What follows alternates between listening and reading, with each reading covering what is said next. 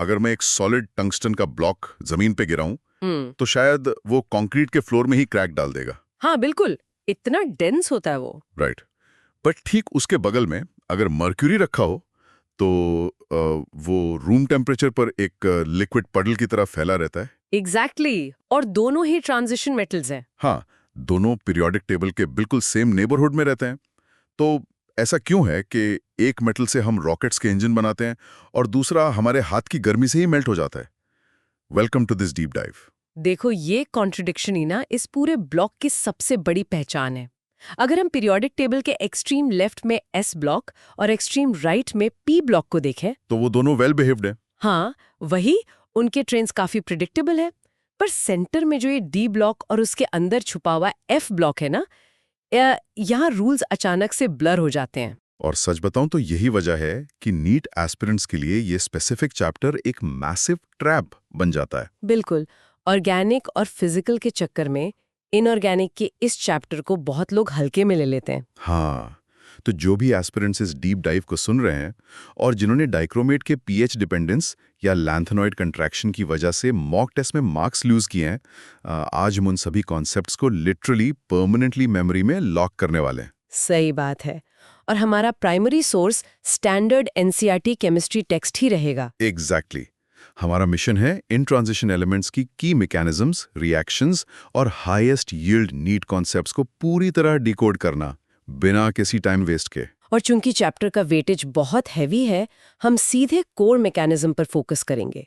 Technical chemistry terms, reactions और formulas को strict English में ही रखेंगे ताकि एग्जाम वाले एग्जैक्ट कीवर्ड्स माइंड में सेट हो जाएं। Make sense. तो चलिए पहले बेसिक से ही स्टार्ट करते हैं। इन एलिमेंट्स को एक्चुअली ट्रांजिशन मेटल्स कहा क्यों जाता है? मतलब एक एटम के अंदर फिजिकली ऐसा क्या हो रहा है जो इनको एस और पी ब्लॉक से इतना अलग बनाता है? देखो, एक ट्रांजिशन मेटल बनने की ना एक बेसिक कंडीशन होती है, और वो है इनकम्प्लीट डी सबशेल का होना। चाहे वो न्यूट्रल स्टेट में हो या आयंस में। हाँ, चाहे वो उसकी न्यूट्रल एटॉमिक स्टेट में हो या उसके किसी कॉमन ऑक्सीडेशन स्टेट में। डी ब्लॉक एसेंशियली ग्रुप 3 से लेकर 12 तक स्प्रेड आउट होता है। और इसकी general electronic configuration I think n-1 d1 to 10 ns1 to 2 होती है, राइट? बिल्कुल सही। यहाँ जो n-1d है ना, वो इनर शेल का d ऑर्बिटल है और ns आउटर मोस्ट शेल का s ऑर्बिटल है। इन दोनों के बीच का एनर्जी गैप फिजिकली इतना छोटा होता है कि इलेक्ट्रॉन्स बेसिकली दोनों ऑर्बिटल से निकलकर बॉन्डिंग में इजीली पार्टिसिपेट कर सकते हैं। हाँ, और यहाँ कॉन्फ़िगरेशंस में ही एक बहुत क्लासिक एग्जाम ट्रैप आ जाता है, 3D सीरीज में स्पेसिफिकली क्रोमियम और कॉपर। ओह हाँ, एक्सेप्शंस। क्रोमियम का एक्सपेक्टेड कॉन्फ़िगरेशन 3d4 4s2 होना चाहिए था, पर एक्चुअल में वो 3d5 4s1 होता है। और कॉपर 3d9 4s2 की जगह सीधा 3d10 4s1 कॉन्फ़िगरेशन शो करता है। एग्जैक्टली। अब हम हमेशा टेक्स्ट बुक्स में पढ़ते तो हैं कि हाफ फिल्ड और fully filled orbitals extra stable होते हैं, पर एक्चुअली इसका फिजिकल मतलब क्या है? ये एक्स्ट्रा स्टेबिलिटी अचानक से आती कहाँ से? इसके पीछे मेनली 2 फैक्टर्स हैं। पहला तो है सिमेट्री। नेचर हमेशा सिमेट्री फेवर करती है और हाफ फिल्ड या fully filled orbitals perfectly symmetrical होते हैं, जिससे इलेक्ट्रॉन इलेक्ट्रॉन रिपल्शन मिनिमाइज हो जाता है, राइट? हाँ, और दूसरा और सबसे इंपॉर्टेंट रीजन है एक्सचेंज एनर्जी। देखो, डिजेनरेट ऑर्बिटल्स में, यानी उन ऑर्बिटल्स में जिनकी एनर्जी बिल्कुल सेम होती है, इलेक्ट्रॉन्स अपनी पोजीशंस एक दूसरे के साथ फ्रीली एक्सचेंज करते रहते हैं। ओके।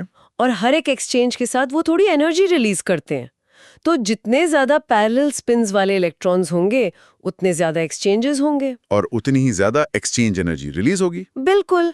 और हम जानते हैं, सिस्टम जितनी एनर्जी लूज करेगा, एटम उतना ही लोअर एनर्जी स्टेट में चला जाएगा, यानी उतना ज्यादा स्टेबल हो जाएगा।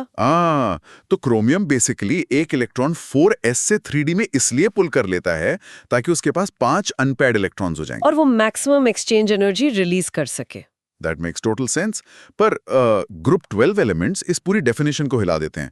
मैं बात कर रहा हूँ जिंक, कैडमियम और मर्क्यूरी की। हाँ, द नोटोरियस ग्रुप 12। वही, इनके पास तो फुली फिल्ड D10 कॉन्फ़िगरेशन होती है, ग्राउंड स्टेट में भी और उनके कॉमन ऑक्सीडेशन स्टेट्स में भी। अगर इनमें इनकम्प्लीट d ऑर्बिटल है ही नहीं, तो IUPAC ने इनको D ब्लॉक में रखा ही क्यों? मतलब isn't that just a massive sorting error?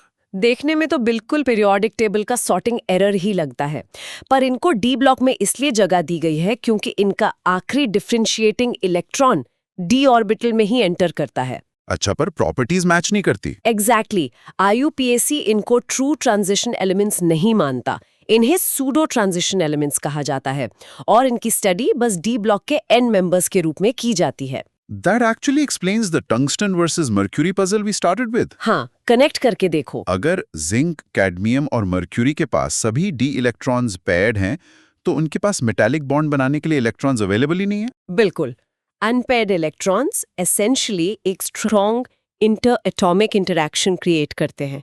वो ट्रांजिशन मेटल्स के बीच में एक बहुत स्ट्रॉन्ग ग्लू या मेटालिक लैटिस का काम करते हैं। और टंगस्टन के पास मैक्सिमम अनपेयर्ड इलेक्ट्रॉन्स होते हैं। हाँ, इसीलिए उसका मेटालिक लैटिस इनक्रेडिबली स्ट्रॉन्ग होता है और उसकी एंथैल्पी ऑफ एटमाइजेशन, उसके सॉलिड क्रिस्टल को गैस एटम्स में तोड़ने के लिए जो एनर्जी चाहिए वो हाईएस्ट होती है मिडल एलिमेंट्स में। दूसरी तरफ हमारा मर्क्यूरी है, फुली फिल्ड D10, कोई अनपेयर्ड इलेक्ट्रॉन नहीं और कोई स्ट्रॉन्ग ग्लू नहीं। इसीलिए उसका मेटालिक बॉन्ड इतना वीक होता है कि वो रूम टेम्परेचर पर अपने क्रिस्टल लैटिस को होल्ड ही नहीं कर पाता और लिक्विड बन जाता है। वही तो। और जिंक और कैडमियम को भी इसी वजह से वॉलेटाइल मेटल्स कहा जाता है, क्योंकि उनका मेल्टिंग पॉइंट फिजिकली ड्रास्टिकली कम होता है बाकी डी ब्लॉक के कंपैरिजन में।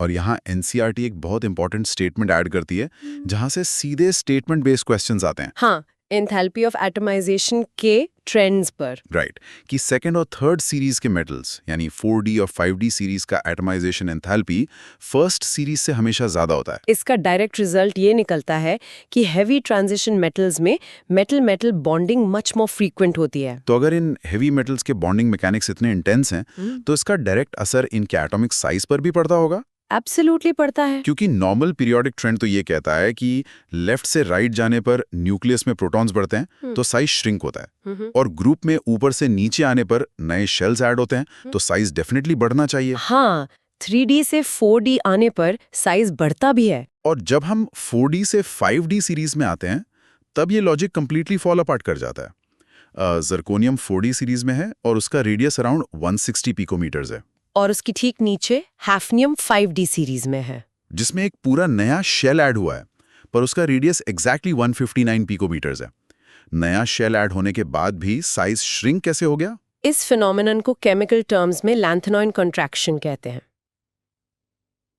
देखो, 5D सीरीज शुरू होने से ठीक पहले इलेक्ट्रॉन्स स्पेसिफिकली 4f सब शेल में फिल होना शुरू होते हैं। ओके। और f इलेक्ट्रॉन्स की शील्डिंग या उनका स्क्रीनिंग इफेक्ट न्यूक्लियस के पॉजिटिव चार्ज को ब्लॉक करने में एक्सेप्शनली पुअर होती है। मैं इसको हमेशा एक टूटे हुए छाते या ब्रोकन अम्ब्रेला की तरह विजुअलाइज करता हूँ। ब्रोकन अम्ब्रेला कैसे? देखो, न्यूक्लियस का चार्ज एक बारिश की तरह है और आउटर इलेक्ट्रॉन्स आप हैं। अगर आपकी छतरी टूटी हुई है, मतलब शील्डिंग वीक है, तो बारिश डायरेक्ट आप पर गिरेगी और आप भीजकर अंदर की तरफ श्रिंक हो जाएंगे। ये एक्चुअली बहुत अच्छी एनालॉजी है। Broken umbrella is a good starting point, पर फिजिकली भी इसको समझना जरूरी है।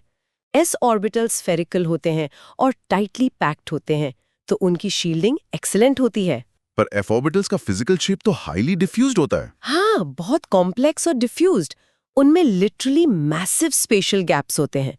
जब न्यूक्लियस का पॉजिटिव चार्ज बढ़ता है प्रोटॉन ऐड होने से, तो वो चार्ज इन गैप्स के थ्रू इजीली लीक कर जाता है। और आउटरमोस्ट इलेक्ट्रॉन्स को वायलेंटली अंदर की तरफ पुल करता है। Exactly. So the nucleus basically overpowers the new shell and yanks everything inward. तो अगर जिरकोनियम और हैफनियम का साइज लैंथेनॉइड कॉन्ट्रैक्शन की वजह से आइडेंटिकली सेम हो गया है और उनका वैलेंस इलेक्ट्रॉन स्ट्रक्चर भी सेम है, तो क्या हम इनको नेचर में अलग-अलग ढूंढ सकते हैं? नेचर में ये हमेशा एक ही और में एक साथ लॉक्ड मिलते हैं। इनको केमिकली सेपरेट करना मेटलर्जी की सबसे बड़ी हेडेक्स में से एक है।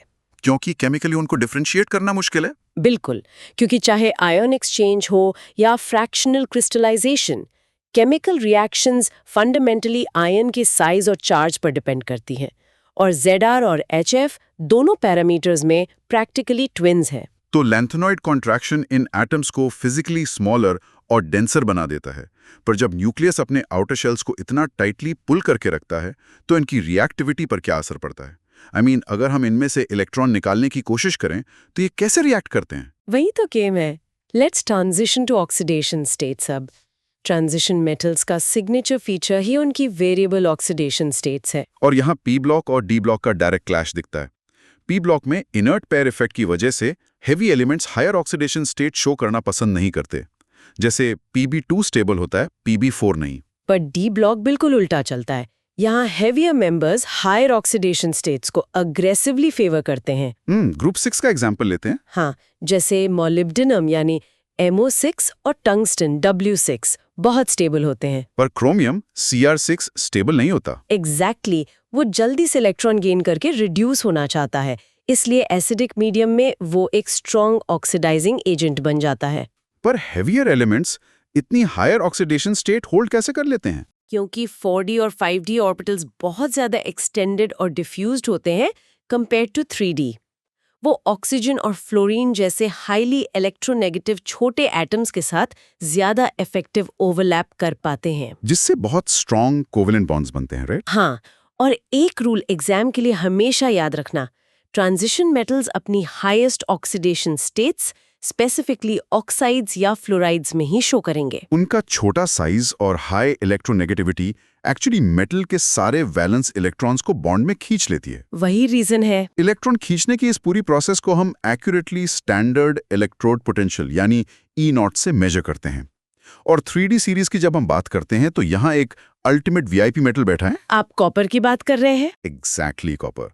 कॉपर अकेला ऐसा मेटल है 3D सीरीज में जिसका E0 M2+/M वैल्यू पॉजिटिव है, specifically plus 0.34 volts. S positive value का प्रैक्टिकल इम्प्लीकेशन नीट में बहुत पूछा जाता है। इसका मतलब ये है कि कॉपर नॉर्मल डाइल्यूट एसिड्स के आगे रिएक्ट नहीं करता। वो उनसे हाइड्रोजन गैस लिबरेट नहीं कर सकता। बिल्कुल नहीं। अगर आपको कॉपर को डिसॉल्व करना है तो आपको नाइट्रिक एसिड या हॉट कॉन्सेंट्रेटेड सल्फ्यूरिक एसिड जैसे स्पेसिफिक ऑक्सीडाइजिंग एसिड चाहिए, जहां एसिड खुद रिड्यूस हो जाए। पर ये VIP स्टेटस आता कहाँ से है? मतलब ऐसा क्या है कॉपर में जो बाकी डी ब्लॉक में नहीं है? थर्मोडायनामिक्स का खेल है पूरा। कॉपर को एटमाइज करने की एनर्जी यानी सब्लिमेशन एंथैल्पी बहुत हाई होती है और उसकी हाइड्रेशन एंथैल्पी उतनी ज्यादा नेगेटिव नहीं होती। तो नेट रिजल्ट ये निकलता है कि टोटल एनर्जी रिक्वायरमेंट एंडोथर्मिक हो जाती है। हाँ, इसलिए उसका E0 पॉजिटिव हो जाता है। और इसी से जुड़ा हुआ एक बहुत कॉमन नीड स्टेटमेंट आता है। अगर आप 3D सीरीज का ग्राफ देखें तो E0 वैल्यूज बिल्कुल स्मूथ कर्व फॉलो नहीं करती हैं। हाँ, उनका ग्राफ बहुत इर्रेगुलर और जैगेड होता है। वही तो, इर्रेगुलरिटी किस वजह से आती है? इरेगुलरिटी इसलिए आती है क्योंकि E0 एक सिंगल प्रॉपर्टी नहीं है। ये एक्चुअली एक एंटायर बॉर्न हार्बर साइकिल का रिजल्ट है। Sublimation enthalpy plus ionization enthalpy plus hydration enthalpy. Oh, तीनों का सम। राइट। अब चूंकि हर मेटल के पास different number of unpaired D electrons होते हैं, उनकी metallic bond strength drastically vary करती है। इसका मतलब उनकी सब्लिमेशन एंथैल्पी वाइल्ड जंप्स लेती हैं। और हाफ फिल्ड या फुली फिल्ड ऑर्बिटल्स की वजह से आयोनाइजेशन एंथैल्पी में भी अचानक से स्पाइक्स आते हैं। एग्जैक्टली। फॉर इंस्टेंस Mn2+ और Zn2+ का इलेक्ट्रोड पोटेंशियल अनएक्सपेक्टेडली ज्यादा नेगेटिव होता है, क्योंकि Mn2+ अपने extra stable half filled D5 configuration में आना चाहता है और Zn2+ अपने फुली फिल्ड D10 कॉन्फ़िगरेशन में आना चाहता है। You nailed it. इस कॉन्सेप्ट को टेस्ट करने का एक और यूनिवर्सल एग्जाम फेवरेट क्वेश्चन है, वो Mn3+ और Cr2+ वाला, राइट? हाँ, Mn3+ और Cr3+ का कंपैरिजन एक्चुअली। देखो, Mn3+ एक बहुत स्ट्रॉन्ग ऑक्सीडाइजिंग एजेंट है। क्यों? क्योंकि वो इलेक्ट्रॉन भूखा है। वो एक इलेक्ट्रॉन गेन करके इमीडिएटली Mn2+ बनना चाहता है ताकि उसे हाफ फिल्ड D5 की अल्टीमेट स्टेबिलिटी मिल सके। लेकिन ठीक इसके ऑपोजिट Cr2+ एक स्ट्रॉन्ग रिड्यूसिंग एजेंट है। उसके पास तो D4 कॉन्फ़िगरेशन है, पर वो खुद एक इलेक्ट्रॉन वायलेंटली लूज करके Cr3+ में कन्वर्ट होना प्रेफर करता है। वाई? क्योंकि एक्वियस मीडियम में Cr3+ अपने T2G3 ऑर्बिटल्स को हाफ फिल कर लेता है, जो उसको massive crystal field stabilization energy देता है। तो बेसिकली टारगेट दोनों का सेम है, स्टेबिलिटी, पर रास्ते एकदम ऑपोजिट हैं। हाँ, इन एटॉमिक लेवल इंटरैक्शंस को डीपली ग्रास्प करना बहुत जरूरी है। अब इन मैकेनिज्म से बाहर निकल कर आइए, बात करते हैं इन्हीं प्रॉपर्टीज पर बने दो मैसिव हैवी वेट कंपाउंड्स की। पोटेशियम डाइक्रोमेट और पोटेशियम परमैंगनेट। ये दोनों नीट एग्जाम के एब्सोल्यूट स्टेपल्स हैं। हाँ, पहले K2Cr2O7 की बात करें तो पोटेशियम डाइक्रोमेट को क्रोमाइट ओर से प्रिपेयर किया जाता है, जिसका फॉर्मूला FeCr2O4 है। इसे एयर की प्रेजेंस में सोडियम या पोटेशियम कार्बोनेट के साथ फ्यूज करते हैं। पर एग्जाम में जहां सबसे ज्यादा मार्क्स लूज होते हैं वो है इसकी pH डिपेंडेंस। ओ हाँ, Right. देखो सॉल्यूशन के अंदर 2 आयन्स होते हैं। एक है क्रोमेट आयन CrO4 2- जो येलो कलर का होता है और टेट्राहेड्रल ज्योमेट्री में होता है। और दूसरा है डाइक्रोमेट आयन Cr2O7 2- जो ऑरेंज कलर का होता है। डाइक्रोमेट का structure basically 2 tetrahedral chromate units हैं जो एक ऑक्सीजन एटम को शेयर कर रहे हैं, जिसमें Cr-O-Cr bond angle around 126 degrees होता है। राइट।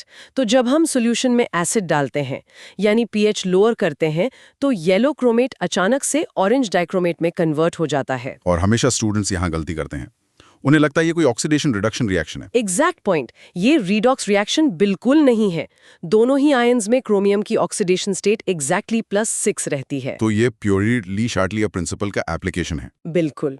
एसिडिक मीडियम में H+ आयन्स क्रोमेट को प्रोटोनेट करते हैं, जिससे 2 क्रोमेट मॉलिक्यूल्स एक वाटर मॉलिक्यूल लूज करके आपस में कंडेंस हो जाते हैं और डाइक्रोमेट बना लेते हैं। और अगर हम उसमें वापस बेस डालेंगे तो OH- आयंस उस रिएक्शन को वापस येलो क्रोमेट की तरफ पुश कर देंगे। हाँ, एसिड डालो तो डाइक्रोमेट बनेगा, बेस डालो तो क्रोमेट बनेगा। It's like a chemical toggle switch. Chameleons की तरह रंग बदलते हैं ये। इसके बाद आता है हमारा दूसरा कंपाउंड पोटेशियम परमैंगनेट KMnO4। इसकी प्रेपरेशन पाइरोलूसाइट ओर यानी MnO2 से शुरू होती है। पहले पाइरोलिस साइट को ऑक्सीडाइज किया जाता है, जिससे एक डार्क ग्रीन इंटरमीडिएट बनता है पोटेशियम मैंगनेट K2MnO4। और अब एक क्रूशल स्टेप आता है।